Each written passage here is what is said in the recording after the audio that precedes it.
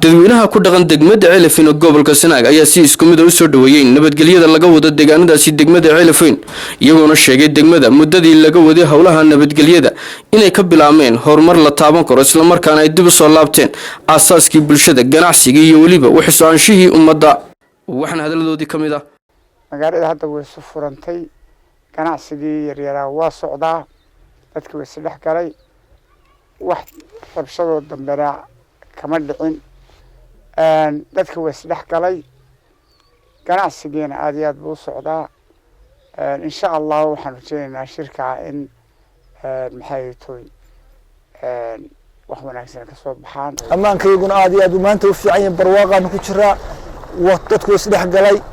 dad badan oo in badan kala xidhnaa way salaameen alxamdulillaah rabbil caalamiin aad baan u fiicanahay ma sha Allah ilaahay noo siyaadiyo horumarka degmada Ceelafweyn waxaan leenahay xukuumadda annagu xildhibaanaan nahay maanta waxa quraan u baahnaa in la dhaqaajiyo diyaar waxaan u nahay maanta inaan horumarkii wax ka qabano haday jeelgijigi tahay haday horumar kale tahay waxaan diyaar u nahay inaan wax qabane dawladdu hana dhaqaajiso dadkan iska tuban ee bila amalka iyo waxna hal eego magaaladan afa ku dhacday disay uga soo kaban lahayd xukuumaddu hoos u eegto arrimaha nabadgelyada ee degmada Ceelafweyn alxamdulillaah meel wanaagsan bay marayaan tan iyo maalintii lagu dhawaaqay xabad joojintii shantii bishii 9aad 2019 wax dhibaato ah oo degmada ka dhacay ma jiraan socodkii iyo ganacsiga degmaduna si wanaagsan uu uga soconay degmada oo anaga soo de ganacsigeena kala wadana nin kasta hawlihiisa iska wataa waxaan rajaynayaa oo Ilaahay aan ka baryay subhanahu wa ta'ala inuu dhibaatadaas naga kor qaado aan dib nooga soo celin dadkuna ay sidoodii hore ku noqdaan oo walaaltinimadoodii iyo iskaashigoodii iyo wada noolaanshahoodii ay ku soo noqdaan horumarka degmada in laga qayb qaato oo horumarkii dhaqaalihii degmadii in halkeedii laga sii wado way hadhay magaalada dibadhac baa ku dhacay intii ay colaadahaasi jireen oo degmooyinkii la fac ahaa way ka hadhay waxbarashadii baa hoos u dhacay caafimaadkii baa hoos u dhacay dhammaan kaabayaashii dhaqaalaha oo dhan baa degmada hoos u dhacay oo dhulka wada galay marka insha Allah in la iskaashado oo gacmaha la isqabsado oo degmada horumarkeeda laga shaqeeyo oo dhulkii nidaamka ahaa aynu soo gaarsiino baa inooga baahan yahay haddaan ka xog waramo arrimaha Ceelafin iyo maanta waxaad moodaa inay Ceelafin ku soo noqonayso Ceelafinteeda hore xaaladii nabadgelyadu Ilaahay khayr ha ka siiye meel fiican bay maraysaa bulshadii waxaad moodaa inay soo dhaxgelayso magaaladii way soo camirmaysaa dhalinyaradii way isdhex gashay kubadihii bay wada ciyaarayaan garoomada isugu wada imanayaan meelaha ciyaaraha lagu daawaday isugu wada imanayaan maqaaxiyihii bay isugu soo imanayaan waxaan rajaynaynaa insha Allah ta'ala bilaha soo socda inay Ceelafin noqoto Ceelafinteedii hore ee lagu yaqaanay meheradihii hadeer waxaad moodaa inay ka soo kabanayaan dagaaladii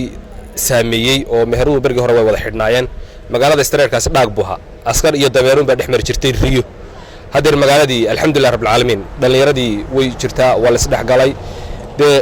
dhalinyaradii waxaad moodaa inay badankoodu isu wada buhliyoobeen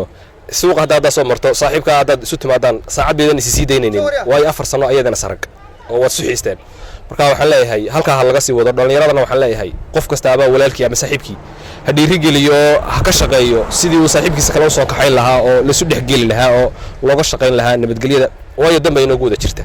degmada Ceelafweyn oo muddo ku soo dhex jirtay colaado 4 sano iyo dheeraada ma sha Allah way ka soo kabanaysaa ganacsigii iyo isdhexgalkii magaalada iyo bilicda magaalada iyo shacabkii oo ku soo noqday istreerka magaalada aad iyo aad bay uga soo kabanaysaa colaadihii run ahaantii waxa socda dadaalo fara badan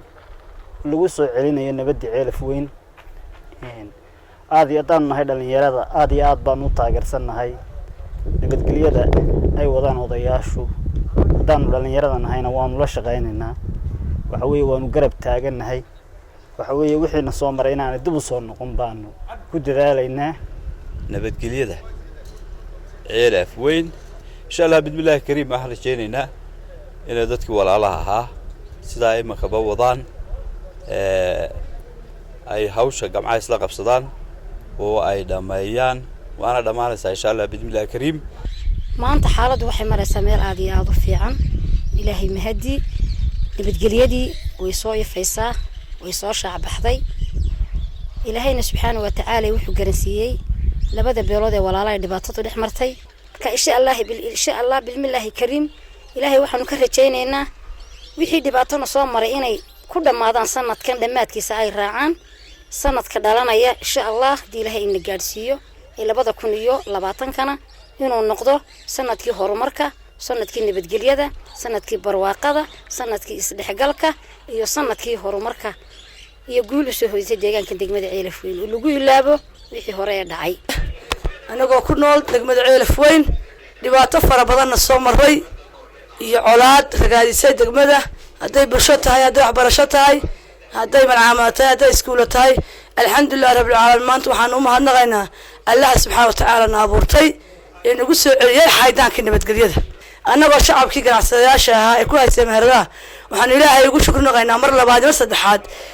Allah nabadda tiirka nabadda noo adkeeyay ee noo xasiliyay ee alaanka shirkeedii nabadda la wado waxaan noo furan meheradayagii ganacsigii maxay iskuuladii malcaamadihii Ilaahay baan ugu mahad celinayna ومحمد ستة تلفزيون قرن كسومريلان علفون